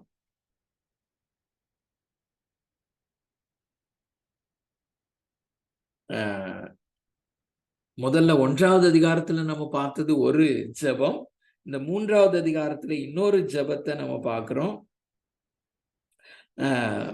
அது 16வது வசனம் 15ல இந்த வாசிக்கிறேன். அந்த ஜெபம் தொடங்குறதுல இருந்தே நம்முடைய கர்த்தராகிய இயேசு கிறிஸ்துவினுடைய பிதாவை நோக்கி முழங்கால் படியிட்டு ஜெபிக்கிறேன் அப்படின்னு சொல்றாரு. என்ன ஜெபிக்கிறாரு? நீங்கள் அருமையான தேவனுடைய பிள்ளைகளே, அப்போஸ்தலனாகிய பவுல் இங்கே எபேசு பட்டணத்தில் இருக்கிற விசுவாசிகளுக்கு தான் எழுதுகிறார் என்று தெரியும் நமக்கு. அந்த விசுவாசிகள் மறுபடியும் பிறந்தவர்கள். அந்த விசுவாசிகள் மறுபடியும் பிறந்த போது இந்த பரிசுத்த ஆவியின் ஊற்றப்படுதலை பெற்றுக்கொண்டார்கள். பரிசுத்த ஆவியானவர் அவர்களுக்குள்ளே வந்தார். ஆனால் இப்ப என்ன ஜெபம் பண்றாருன்னு பாருங்க. அதே விசுவாசிகளுக்கு, நீங்கள் அவருடைய ஆவியினாலே உள்ளான மனுஷனில் வல்லமையாய் பலப்படவும், விசுவாசத்தினாலே கிறிஸ்து உங்கள் இருதயங்களில் வாசமாயிருக்கவும், so that Christ may dwell in you through faith. நாம் அறிந்திருக்கிறோம் அந்த விசுவாசம் என்பது ஒரு unlimited reservoir of God's love. தேவனுடைய அந்த கிருபைகள், தேவனுடைய அன்பு நிறைந்த அந்த எல்லையற்ற அந்த ரிசர்வாயில இருந்து கனெக்ட் ஆகிற ஒரு சேனல் மாதிரி. சோ இந்த விசுவாசத்தின் மூலமாக கிறிஸ்து உங்கள் இருதயங்களிலே வாசமாயிருக்கவும், அடுத்தது பாருங்க, நீங்கள் அன்பிலே வேரூன்றி நிலை பெற்றவர்களாய். சோ தி ரிசர்வாயர், இப்போ அத ஒரு ரிச் சாயில், அது ஒரு பெரிய வளமுள்ள ஒரு மண்ணுக்கு ஒப்பிடலாம். அந்த மண்ல the soil is rich of fertility. அது வளமுள்ள ஒரு சாயில். அது என்ன வளம்? அந்த வளம் தேவனுடைய அன்பு. It is rich in the love of God. There is no end to it. இந்த தேவனுடைய அன்புக்கு ஒரு எல்லையே இல்லாத அளவுக்கு it is so rich. அதிலே நீங்கள் வேரூன்றி நிலை பெற்றவர்களாகி என்ன செய்யணுமா? 18வது வசனம், சகல பரிசுத்தவான்களோடும் கூட கிறிஸ்துவினுடைய அன்பின் அகலமும் நீளமும் ஆழமும் உயரமும் இன்னதென்று உணர்ந்து அறிவு கட்டாத அந்த அன்பை அறிந்து கொள்ள வல்லவர்களாகவும், தேவனுடைய சகல பரிபூரணத்தினாலும் நிறையப்படவும், அவர் தமது மகிமையினுடைய ஐஸ்வர்யத்தின்படியே உங்களுக்கு அனுகிரகம் பண்ண வேண்டும் என்று. How rich the paragraph is, the prayer is. So தேவனுடைய அன்பு என்பது எல்லையற்ற ஒரு ரிச்னஸ் நிறைந்த ஒரு வளமுள்ள ஒரு மண்ணுக்கு ஒப்பிடப்படுகிறது. அந்த மண்ணிலே நாட்டப்பட்ட ஒரு செடியாக, ஒரு மரமாக நாம் இருக்கிறோம். நம்முடைய வேர் எங்கே படருகிறது? It is going deep into the heavenlies, or the richness of the soil of the love of God, and it draws the love of God. அது ஒவ்வொரு நாளும் இந்த அன்பை அது உறிஞ்சி எடுக்கிறது. Experiencing the love of the Father, love of God, love of Christ every day. அருமையான தேவனுடைய பிள்ளைகளே, இந்த அனுபவம், இதை நான் எக்ஸ்பிளைன் பண்ணும்போது இதை அனுபவிக்கிற நீங்கள் எல்லாரும் இதை நீங்கள் அறிய முடியும், அருமையான தேவனுடைய பிள்ளைகளே. ஆனா ஒவ்வொருவருடைய வாழ்க்கையிலையும் இது வேரியஸ் ப்ரொபோர்ஷன்ல இருக்கலாம். ஒரு சிலர் அந்த ஃப்ரீக்குவன்சியும் மாறலாம். ரொம்ப ரேரா தான் அது ஒரு சிலர் ஒவ்வொரு நாளும், நம்ம ஜார்ஜ் முல்லரை பத்தி நமக்கு தெரியும். அவர் வேத வசனத்தை திறக்கும் போது இந்த அனுபவத்தை தான் அவர் சொல்றாரு. இந்த அனுபவத்தை அடையாதபடி, அவர் உங்களுடைய வேதாகமத்திலே நான் மகிழ்ச்சி அடையாதபடி, அந்த அனுபவத்தை நான் பெறாதபடி நான் இதுல இருந்து எழும்ப மாட்டேன்னு சொன்னா அதுக்கு அர்த்தம் என்னன்னா இதுதான். Until I experienced, I taste the love of God, என்னிலே ஊற்றப்படும் வரையிலும், இந்த வேத வசனத்திலே நாம் மீடியேட் பண்ணப்பட்ட அந்த வேத வசனத்தினுடைய சத்தியங்கள், அந்த தேவனுடைய அந்த ரிசர்வாயரை திறந்து இன்னும் மேலாய் பரிசுத்த ஆவியானவர் மூலமாக இந்த அன்பை நான் ரசித்து என்ஜாய் பண்ணி ஸோ அவருக்கு ஜார்ஜ் மில்லருக்கு அது எவ்ரிடே எக்ஸ்பீரியன்ஸா இருக்கும். நமக்கு ஒருவேளை 2-3 நாட்களுக்கு ஒரு முறை அல்லது வாரத்துக்கு ஒரு முறை.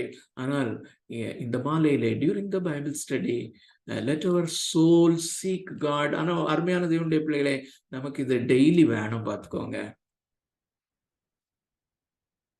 We need this experience every day, every day. This is such an experience that அருமையான தேவனுடைய பிள்ளைகளே, இது வந்து அநேக வேளைகளிலே நம்மை திக்குமுக்காட செய்கிறோம். ஆண்டவருடைய பெரிதான கிருபையினாலே இந்த நாட்களிலே நான் அதை கொஞ்சம் குறைந்த ஃப்ரீக்வன்சியில அனுபவிக்க தேவனாகிய கர்த்தர் கிருபையா கிருபையா கிருபையா எனக்கு உதவி செய்கிறாரு. That is an amazing experience. நான் என்னுடைய கிளாஸ்லயும் அடிக்கடி சொல்லுவேன். ஸோ அந்த மாதிரிப்பட்ட காரியங்களை அந்த எக்ஸ்ட்ரீமுக்கு போகும்போது நான் ஜெபிக்கிற ஜெபம், சுவாமி, this is so sweet. This is so sweet. அப்படியே என்னை ஏனோக்கை மாதிரி எடுத்துக்கோங்க. ஏனோக்கு மாதிரி அப்படி இல்லை. ஒரு ஹார்ட் அட்டாக், மரணம் அப்படின்னாலும் பரவாயில்ல. ஸோ டாலி பக்கத்துல தான் இருக்கிறேன். ஸோ அப்படின்னாலும் பரவாயில்ல. But Lord, let me enjoy more of this sweetness. அருமையான தேவனுடைய பிள்ளைகளை, நாம் அடிக்கடி நான் சொல்லியிருக்கிறேன்னு நினைக்கிறேன். ஜான் பனியன் 12 வருடங்கள் அந்த சிறைச்சாலையில இருக்கும்போது நமக்கு தெரியும், அவர் இந்த சிறைச்சாலைக்கு அவரை மக்கள் இழுத்து கொண்டு போகும்போது அவருக்கு ஒரு சின்ன குழந்தை, சின்ன பிள்ளை, அது வந்து பிளைண்ட். அந்த பிள்ளைய ரொம்ப நேசித்தார் அவர்.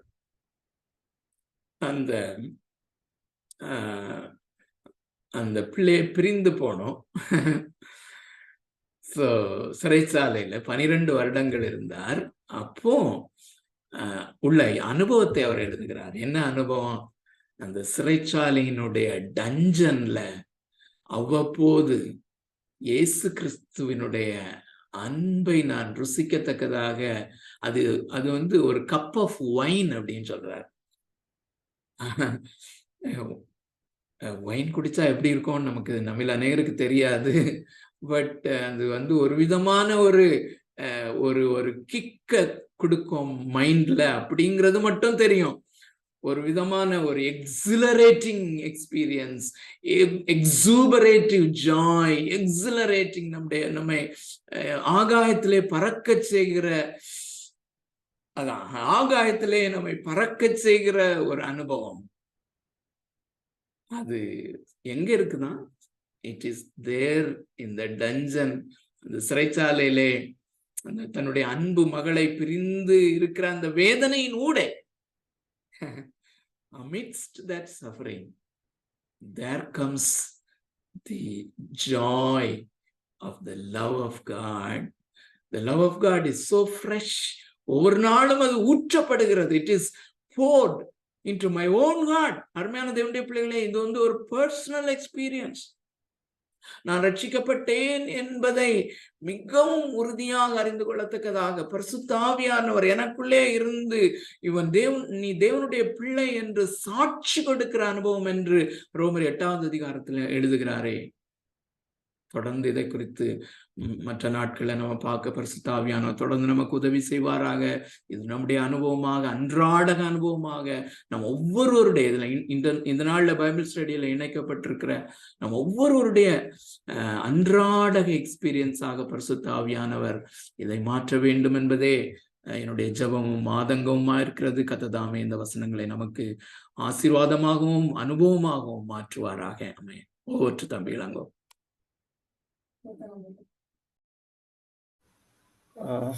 Thanks uncle.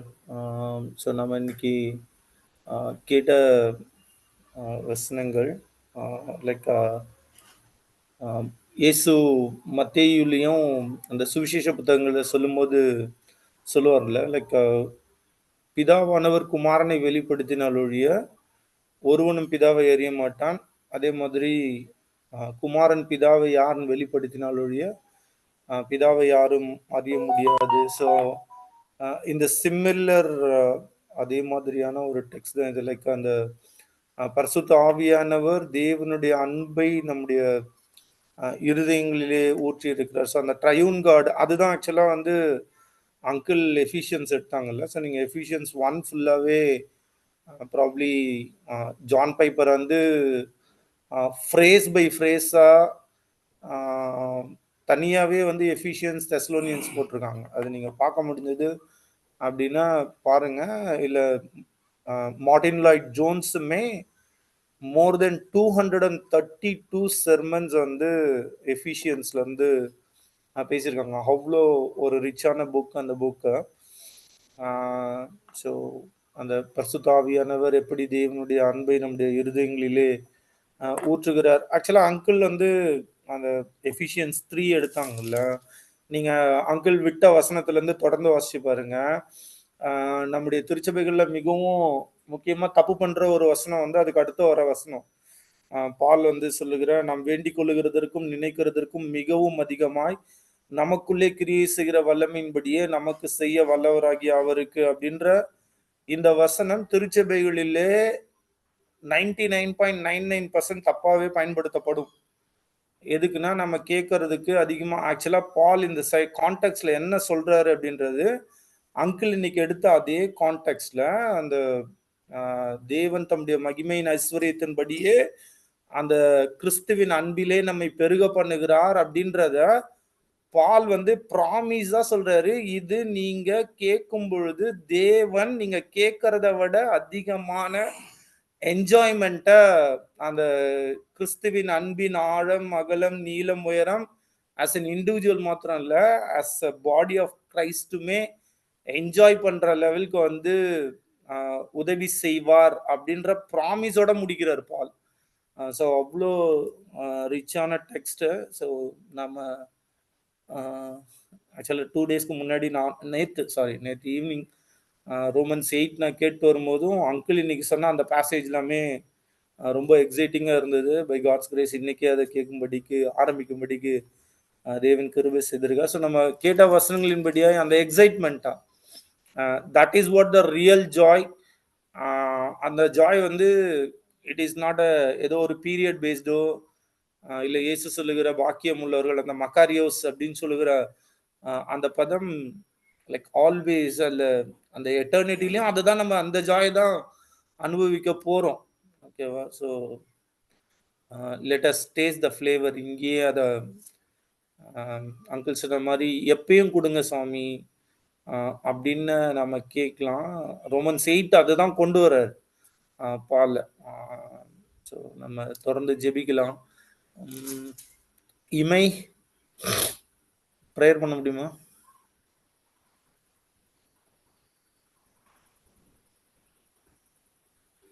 இமை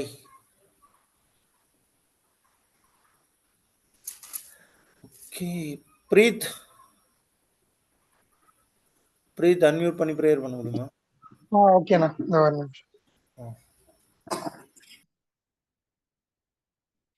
ஒரு நிமிஷம்.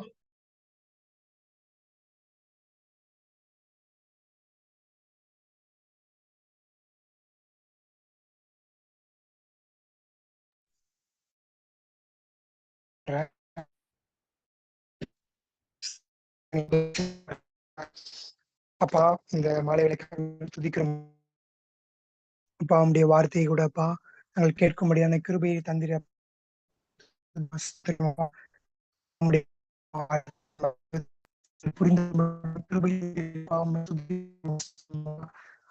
கூடப்பா நாங்க பார்த்தது போலப்பா அப்பா உங்களுடைய கிருபையினால நீரப்பா பரிசுத்த ஆவியானவரை இலவசமாக நீங்க கிருபையா கொடுத்திருக்கிறீங்கப்பா.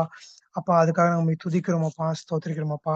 அப்பா தொடர்ந்து அப்பா பரிசுத்த ஆவியினாலே தேவ அன்பு எங்க ஊற்றப்பட்டிருக்கிறதப்பா. அப்பா அதனால நாங்க வெட்கப்பட்டு அந்த நம்பிக்கை எங்களை வெட்கப்படுத்தாது என்பதை நாங்க பார்த்திருக்கிறோமப்பா. அப்பா தொடர்ந்து அப்ப அந்த எக்ஸைட்மெண்ட் அப்பா கிறிஸ்துவிலே மகிழ்கிற அந்த சந்தோஷமான அந்த அனுபவம் அப்பா உண்மையிலே மகிழ்கிற அந்த காரியத்தை அப்பா எங்களுக்கு அதிகமா நீங்க தந்து நடத்துங்கப்பா. அப்பா நாங்கள் வசனத்துல அப்பா ஜபத்துல உடைய சமூகத்துல காத்திருக்கும் பொழுது அப்பா அதிகமாய் உண்மை என்ஜாய் பண்ணவும் உடைய சமூகத்துல அப்பா இருக்கிறதான அந்த மகிமையை நாங்க தொடர்ந்து பார்க்கவும் அப்பா எங்களுக்கு கிருபை தந்து நடத்துங்கப்பா. ஸ்தோத்திரம் அப்பா. ஆவியானவர் தம்மையை தொடர்ந்து நடத்துங்க. உம்முடைய கிரியை நாங்கள் பார்க்கவும் அப்பா எங்களுடைய இருதயங்களிலே அப்பா அது பொங்கி வழியவும் அப்பா நாங்கள் தொடர்ந்து உமக்குள்ளே வளர அப்பா அந்த நித்திய அந்த இன்ஃபினைட் ஜாய் அப்பா நாங்கள் தொடர்ந்து பெற்றுக்கொள்ள எங்களுக்கு நீங்க உதவி செய்யுங்கப்பா. தொடர்ந்தப்பா எங்களை நீங்க கிருபையா நீங்க நடத்துங்க. அப்பா நாங்க எபேசியர் 1ஆம் அதிகாரத்துல படித்தது போல, எபேசியர் 3ஆம் அதிகாரத்துல படிச்சது போலப்பா, அப்பா அந்த புத்தி கிட்டாத தேவ அன்பு எங்களுடைய இருதயங்களிலே ஊற்றப்பட்டதுக்காக ஸ்தோத்திரம் அப்பா. ஆவியானவர் தாமே தொடர்ந்து அப்பா அதை நினைப்பூட்டி எங்களை அப்பா கிறிஸ்துவுக்கு நேராக உம்முடைய மகிமைக்கு நேராக அறிகிற அப்பா அறிவின் மேன்மைக்காக எல்லாவற்றையும் அப்பா நாங்கள் குப்பையும் நஷ்டமென்று விட்டுவிடவும் அப்பா இன்னுமாக உம்மை தொடர்ந்து பின்பற்ற உடைய வார்த்தையின்படி நாங்கள் வாழ வார்த்தைக்கு கீழ்ப்படி எங்களுக்கு நீங்க உதவி செய்யுங்கப்பா. அப்பா ஆவியானுடைய கிரியை எங்களிலே அதிகமாய் வெளிப்படவும் அப்பா அது அப்பா அந்த நாட்கள்ல சொல்லப்படுகிறது போல அல்லாதபடி அப்பா அப்பா அது கனிகளினாலே அறியப்படுவீர்கள் என்று சொன்னது போல அப்பா அப்படிப்பட்ட அந்த கிறிஸ்துவினாலே அப்பா எங்களுக்கு அந்த கனிகளை நீர் தந்து நடத்தணும்னு நாங்கள் ஜெபிக்கிறோம் அப்பா. ஸ்தோத்திரம் அப்பா. தொடர்ந்து ஆவியானவர் கிருபையை எங்களுக்கு நடத்துங்க அப்பா. தொடர்ந்து இந்த மகத்துவம் உள்ள இந்த மேன்மையான இந்த கிருபை அப்பா நாங்கள் தொடர்ந்து புரிந்து கொள்ளப்பா. இருதயங்களை அப்பா நீங்க தொடர்ந்து இன்னுமாக அப்பா எங்களை தாழ்த்தி உங்களுடைய சமூகத்தில் ஒப்பு கொடுக்கிறோம் அப்பா. அதற்கேற்ற கிருபை தந்து நடத்துங்கப்பா. நீங்க பாதுகாத்து கொள்ளுங்க. சத்தியத்துல நீங்க பலப்படுத்துங்கப்பா. ஸ்தோத்திரிக்கிறோமப்பா. அப்பா நீரே பொறுப்பெடுத்துக் கொள்ளுங்க. பெரிய காரணம் செய்யுங்க. இயேசுவின் நாமத்தில் பிதாவே, ஆமென். தேங்க்ஸ் அபி. ஸோ நீங்க இந்த கேட்ட இந்த வசனங்களின் அடிப்படையில் இந்த சத்தியங்கள்ல உங்களுக்கு டவுட்ஸ், கிளாரிஃபிகேஷன்ஸ் அல்லது இன்சைட்ஸ் இருக்குமானால் நீங்க ஆட் பண்ணலாம். அன்மியூட் பண்ணிக்கோங்க. அன்மியூட் பண்ணிட்டு நீங்க கேட்கலாம்.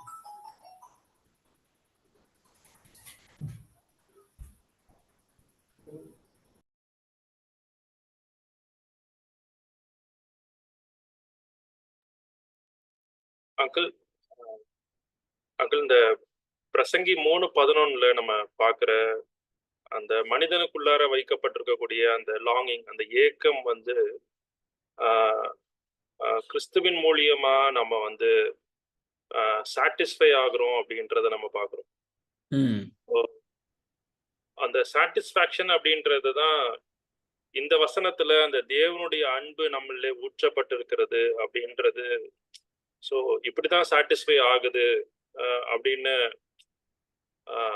பார்க்குறேன். அப்படியே சொல்ல முடியுது. ஸோ அந்த வசனமும் ஏன்னா இது வந்து அந்த ரட்சிக்கப்படும் பொழுது பரிசுத்த ஆவியானவர் நம்மளிடத்துல அந்த தேவனுடைய அன்பை நம்மளே ஊற்றுகிறார். அந்த அன்பு வந்து அந்த வேக்யூமான அந்த இடத்துல ஃபில்ட் அப் ஆகி we will be satisfied and we will be enjoy in God அப்படின்ற அந்த ஒரு டிரான்சாக்ஷன் அங்க நடக்குது அப்படின்னு நான் பார்க்கிறேன். Is it right? True தம்பி, கரெக்ட், எக்ஸாக்ட்லி. ஆமா, நல்ல ஒரு லிங்க், சரியான இணைப்பு. Good. Yeah, true, that is true. Yeah.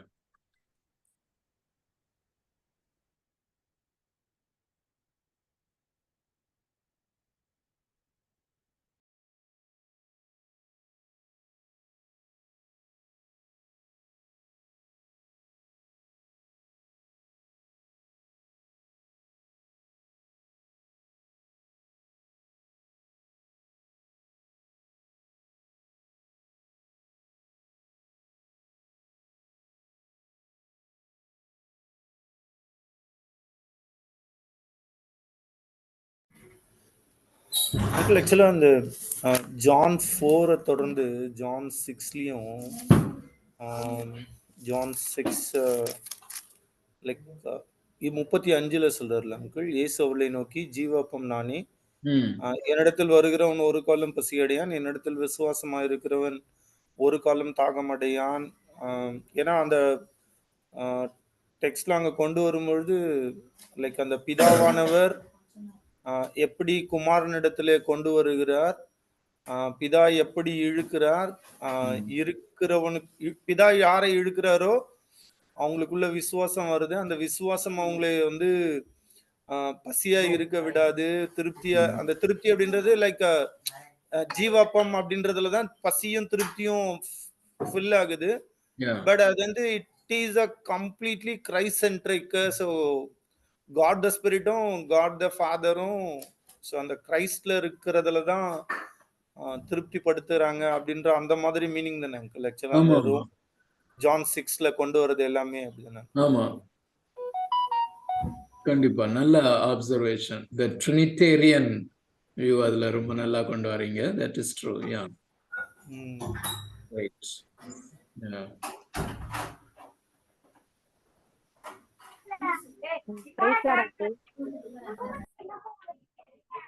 Hello, சொல்லுமா சொல்லு. நான் கேக்குறேன். ஆனா அது எனக்கு தப்பா ரைட்டான்னு தெரியல. இந்த இந்த கிறிஸ்துமஸ் மாசம்னால நீங்க சர்ச்சில் என்ன சொன்னாங்கன்னா, உலகத்துக்கே அன்னை மரியாள் வந்து ஏன் வந்து விசேஷித்தமானவங்க அப்படின்னா, உலகத்துக்கே வந்து ரத்தம் கொடுத்தவர் வந்து ஜீசஸ். ஆனா வந்து அவங்களுக்கே வந்து அன்னை மரியாள் தான் வந்து ஆஹ் ரத்தம் கொடுத்துருக்காங்க. அவருக்கு வந்து பால் மூலியமா வந்து உணவளிச்சிருக்காங்க. அதனாலதான் வந்து விசேஷமானவர்கள் அப்படின்றாங்க. இது உண்மையா இல்ல என்னன்னு எனக்கு புரியல. இது அதனாலதான் ஸ்திரீகளுக்குள்ளே வந்து விசேஷமானவர்கள் அப்படின்லாம் வந்து சொல்றாங்க. அந்த மாதிரி எல்லாம் சொல்றாங்க. அதனாலதான் கிறிஸ்துமஸ் வந்து அவரு எவ்வளவு பெரிய தெய்வமா மனுஷர்கிட்ட வந்து வளர்ந்திருக்காரு. அவங்க கையில வந்து அடங்கி இருந்திருக்காரு. அதனாலதான் அன்னை மரியாதை வந்து எங்க எல்லாமே ஏன் அவங்கள கொண்டாடுறாங்கன்னா, இதோ உன் தாயின்னு எதுக்கு சொல்றாங்கன்னா அதுக்குதான் சொல்றாங்க அப்படின்ற மாதிரி வந்து சொல்றாங்க. அது அந்த ரோமன் கேத்தலிக் வியூ இல்ல அப்படிதானே? ஆமா. பட் ஆனா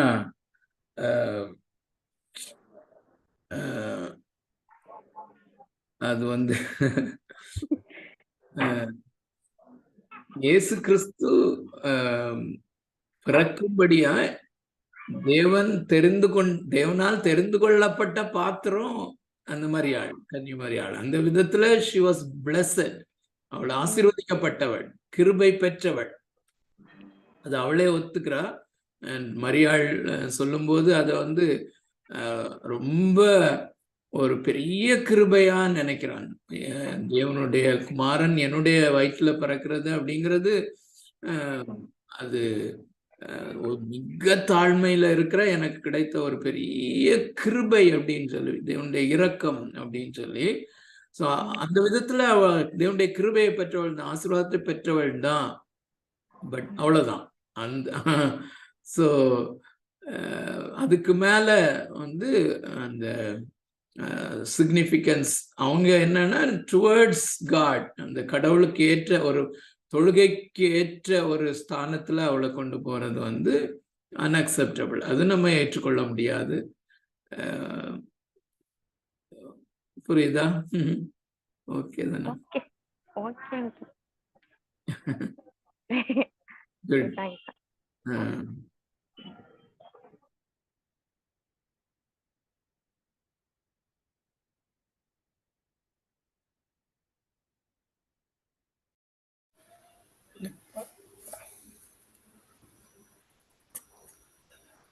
okay brothers. Okay brothers and sisters, யாருக்கும் கேள்விகள் இல்லை அப்படின்னா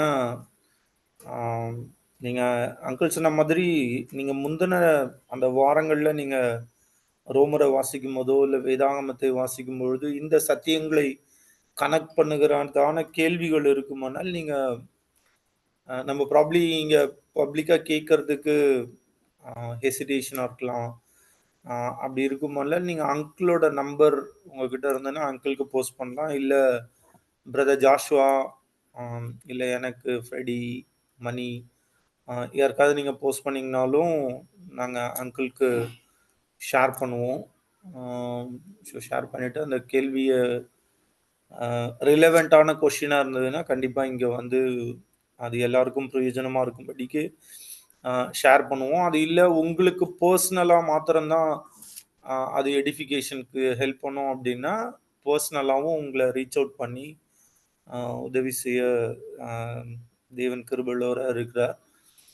அதே மாதிரி வீடியோஸை நீங்கள் ஷேர் பண்ணுங்கள். இதை வந்து இன்றைக்கி ஆக்சுவலாக லைவில் டைரெக்டாகவே போட்டிருக்கு. ப்ளஸ் மீதி வீடியோஸ் வந்து ஜெம்ஸ் எம்பிடிசியோட யூடியூப் யூடியூப்பில் இருக்கு. அதே மாதிரி நீங்களும் மல்டிபிள் டைம்ஸ் அட்லீஸ்ட் அந்த வாரத்துல ஒரு முறை, ஏன்னா இப்போ நமக்கு கிருபையை ஆடியோ பைபிள்ஸ் இருக்குல்ல, டிராவல் பண்றவங்க நீங்க ஆடியோ பைபிள் போட்டு கேட்டிங்கனாலும் படிச்சிங்கன்னா ரொம்ப பெட்டர். நீங்கள் மார்க் பண்ணி ஸோ தட் கொஷின்ஸ் எடுத்துகிட்டு வந்தீங்கனாலும் நல்லா யூஸ்ஃபுல்லாக இருக்கும். ஸோ கர்த்தர் உங்களை தொடர்ந்து ஆசீர்வதிப்பாராக.